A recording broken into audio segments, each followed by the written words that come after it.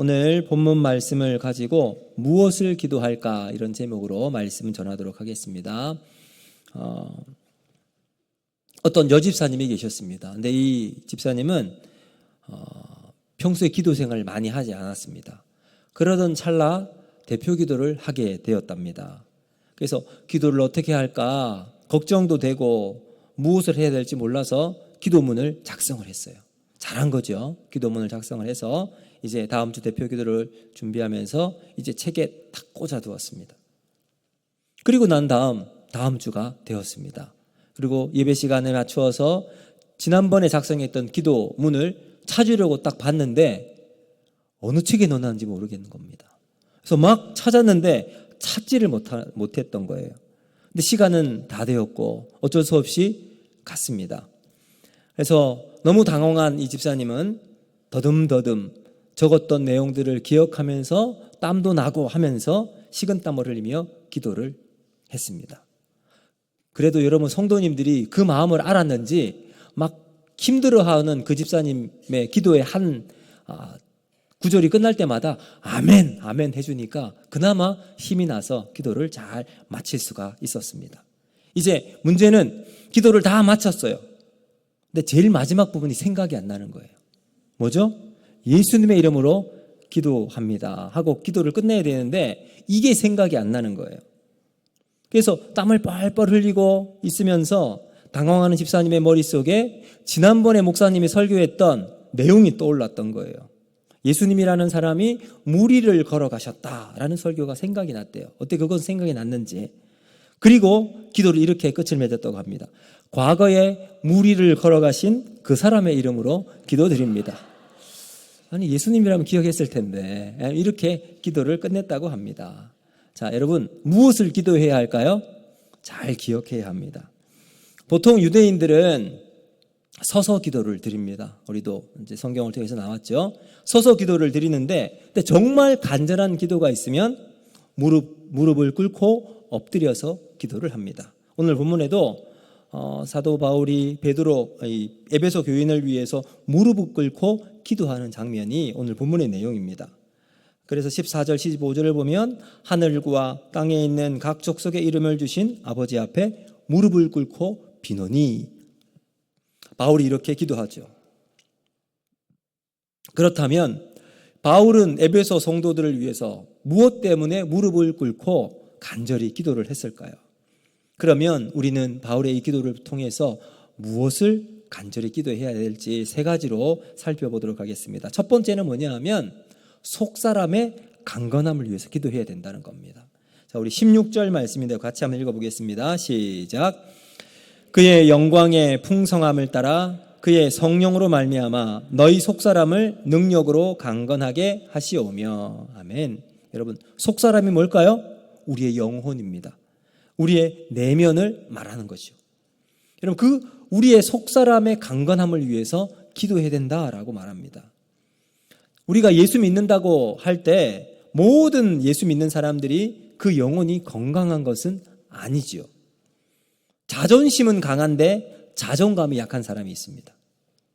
다른 사람의 평가와 인정에 목을 매는 사람들이 의외로 많이 있습니다. 그래서 내가 이렇게 일을 했는데 인정해 주지 않고 잘했다 이야기해 주지 않으면 금방 삐져버리는 사람들. 어떻게 보면 신앙이 없는 사람보다 이런 사람들을 대할 때가 더 힘들 경우가 있습니다. 오죽하면 사람들이 우리 예수 믿는 사람을 뭐라고 이야기하죠? 고집불통, 외골수 이렇게까지 이야기하는 경우가 아마 이런 경우이지 않을까 생각이 듭니다. 우리가 보통 사람들이 나이가 들고 좀 시간이 지나면 지날수록 성숙해져서 어른스러워진다라는 말을 하죠. 그래서 이해심도 커지고 인내심도 커지고 포용력도 넓어지게 되죠. 그런데 그렇지 않은 경우가 있습니다. 나이는 점점 들어가는데 고집스러워지고 자기 중심적으로 살아가고 배타적이고 이기적인 삶을 살아가는 경우가 참 많이 있습니다. 그래서 나이가 들면 우리가 어른들을 존경하는 마음 어르신이라고 말을 하는데 어르신이 아니라 요즘은 어떻게 이야기를 하죠? 나이가 든 사람이 자기 고집만 가지고 주장하는 사람을 꼰대라고 이야기도 하는 경우도 많이 있습니다. 왜 그럴까요? 내면의 건강을 추구하지 않는 삶의 태도 때문이라고 저는 생각이 듭니다. 그러므로 우리는 육체적인 건강뿐만 아니라 내 속사람의 강건을 위해서 노력하고 기도해야 한다는 거예요. 근데 중요한 것은 우리의 속사람은 내가 마음을 다진다고 해서 쉽게 건강해지지 않는다는 거예요. 쉽게 변하지가 않습니다. 이럴 땐 우리가 우리 힘으로 이 속사람의 강건함을 만드는 것이 아니라 성령의 도우심을 받아서 강건해질 수 있다는 거예요. 그래서 요한 3서 1장 2절은 이렇게 말합니다. 사랑하는 자여 내 영혼이 잘됨 같이 내가 범사에 잘되고 강건하기를 내가 간구하노라. 무슨 말일까요? 성령의 도우심, 성령께서 내 영혼에 임재하여 주셔서 나의 연약한 속사람, 나의 내면, 나의 영혼을 강건하게 되도록 날마다 기도해야 된다는 거죠. 그래서 우리 속사람이 건강해질 때 우리를 통해서 공동체가 아름답게 세워져 나가고 좀 더 포용력이 있고 넓은 이해심을 가지고 살아갈 수 있는 그러한 공동체가 되어진다는 겁니다. 바라기는 우리 예배를 드리는 우리 모두가 속사람이 강건해지는 은혜가 있기를 주님의 이름으로 축복합니다. 두 번째, 우리는 무엇을 기도해야 되는가? 바로 주님과 실제적으로 동행할 수 있는 것을 위해서 기도해야 된다는 겁니다. 자, 우리 17절 말씀입니다. 같이 한번 읽어보겠습니다. 시작.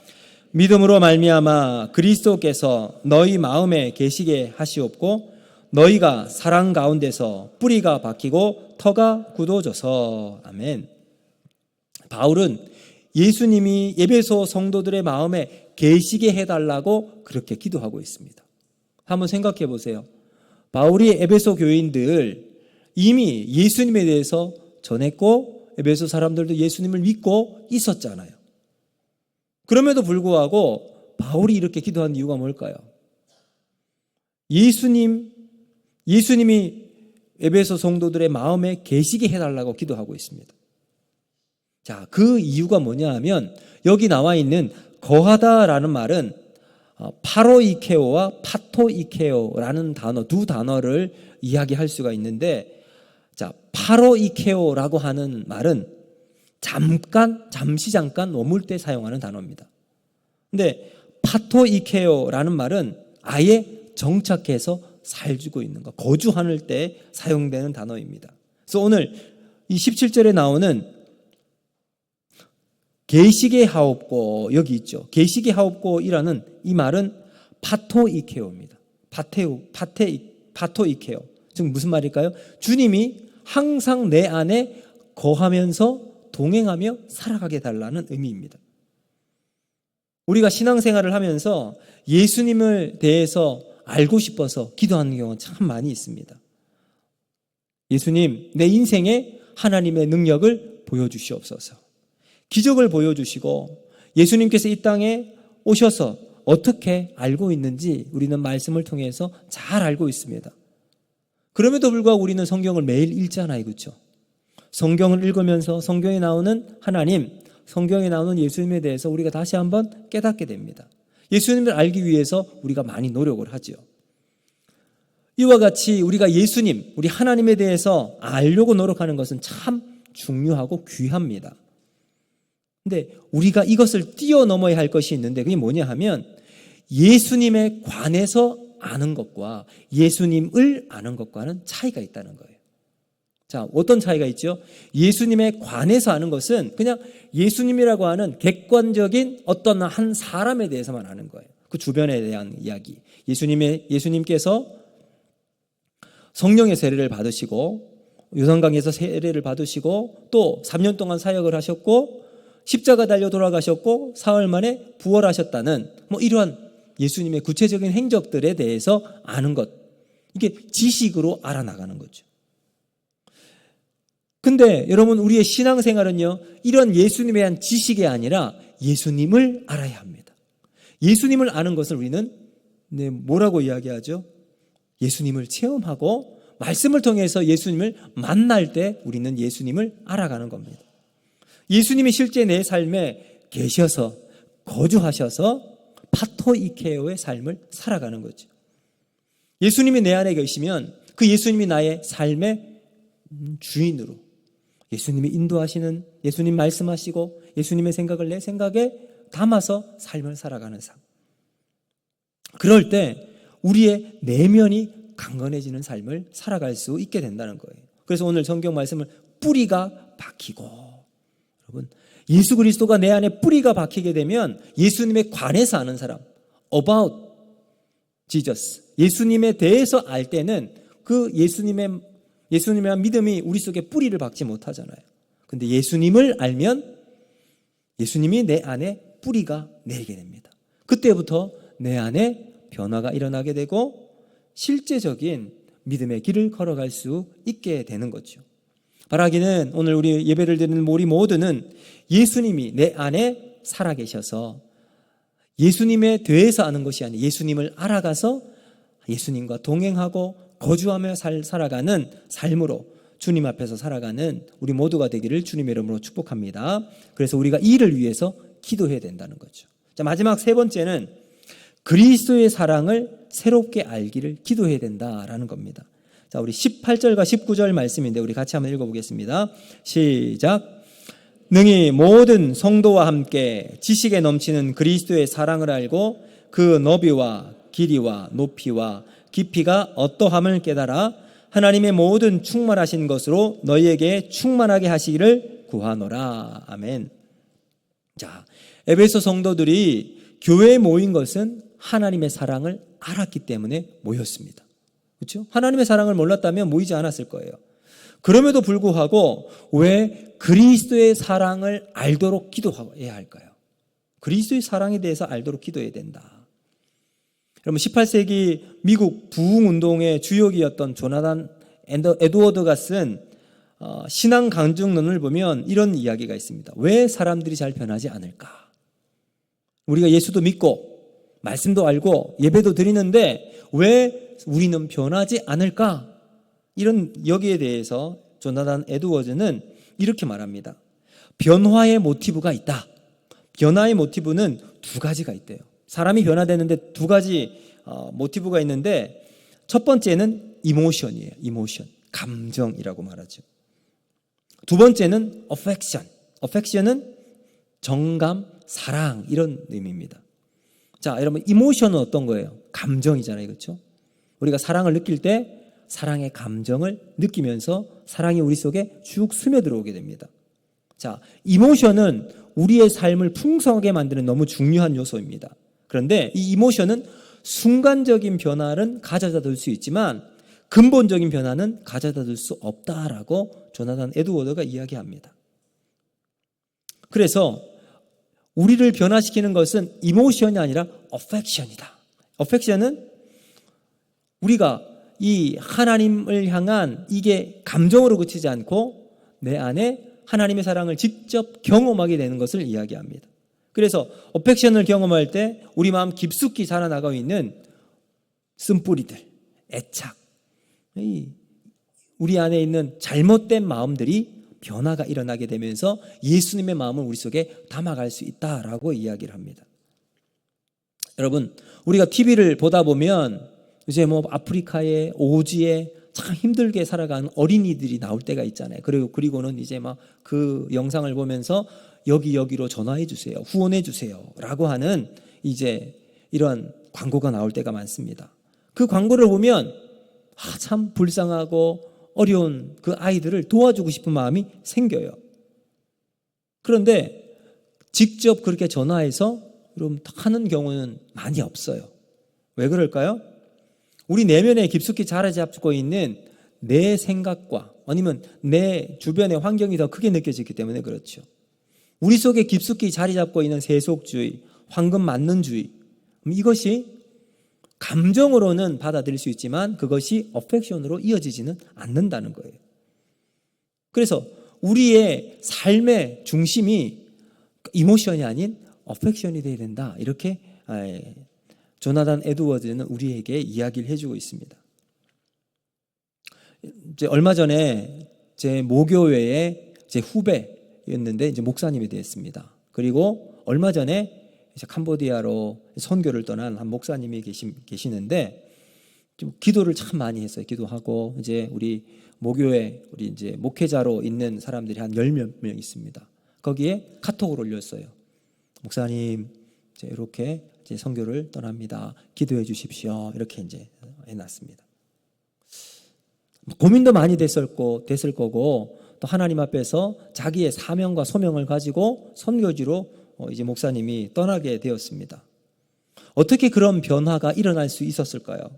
삶의 모든 것을 정리하고 오지로 또 다른 타국으로 가서 이렇게 이제 새로운 사역을 시작해야 한다는 것은 쉬운 일이 아닐 겁니다. 근데 그것은 그렇게 결정할 수 있었던 이유는 감정으로, 한 번의 감정으로 일어나는 것이 아니라 그 마음 깊은 곳에 터치하는 주님의 마음이 있었기 때문이겠죠. 그래서 이것을 우리도 어펙션이라고 말할 수 있는 겁니다. 그래서 그리스도의 사랑을 진짜 알고 인생의 바른 가치관을 잡고서 떠날 수가 있게 되었던 거겠죠. 여러분, 우리 삶 속에 때로는 우리는 감정, 이모션에 의해서 흔들릴 때도 있지만 이모션이 아니라 어펙션에 의해서 예수님의 사랑을 가지고 그 사랑 가지고 내 삶에 적용하고 그 삶으로 우리 오전에 제가 설교했던 것처럼 연약한 자들을 위해서 손길을 베풀고 전할 수 있었던 이유는 이모션이 아니라 하나님이신 사랑, 어펙션을 따라서 우리가 할 수 있다 하는 것입니다. 여러분, 성공한 사람이라고 해서 마음이 다 딱딱한 것은 아니잖아요. 순간적인 이모션의 감정의 앞에 우리가 놓이기도 하지만 마음속 깊숙이 있는 우리의 자존심, 때로는 내 욕심을 내려놓지 못합니다. 그러다가 어떨 때는 큰 육신이 암이라고 하든지 아니면 큰 사고를 경험하고 나면 그때서 감정이 아니라 정말 인생의 딱 이 순간을 만나게 되는 거죠. 그러면서 지금까지 내가 가졌던 가치관을 내려놓고 하나님의 은혜 가운데 또 하나님의 사랑을 실천하며 살아가는 사람들이 있습니다. 오늘 우리도 인생을 살아가면서 예수님에 대해서, 예수님에 관해서 about Jesus가 아니라 바로 예수님 그분을 알아가고 그 사랑을 경험해 나가는 삶을 살아가는 우리 모두가 되기를 주님의 이름으로 축복합니다. 그래서 날마다 그 사랑을 알아가게 되려고 예수님을 알아가고 예수님의 사랑을 통해서 내 삶에 예수님을 따라 제자의 길을 걸어나가는 저와 여러분이 되는 복된 삶이 되기를 주님의 이름으로 축복합니다. 오늘 3가지 우리가 살펴보았는데요. 기도의 제목으로 속사람의 강건함을 위해서 기도해야 합니다. 그리고 주님과의 실제적인 동행을 위해서 기도하고 마지막은 그리스도의 사랑을 실제 내 삶에 담아서 하나님 안에서 살아가는 우리 모두가 되는 우리 옥포제일교회 성도들 되기를 주님의 이름으로 축복합니다. 기도합니다.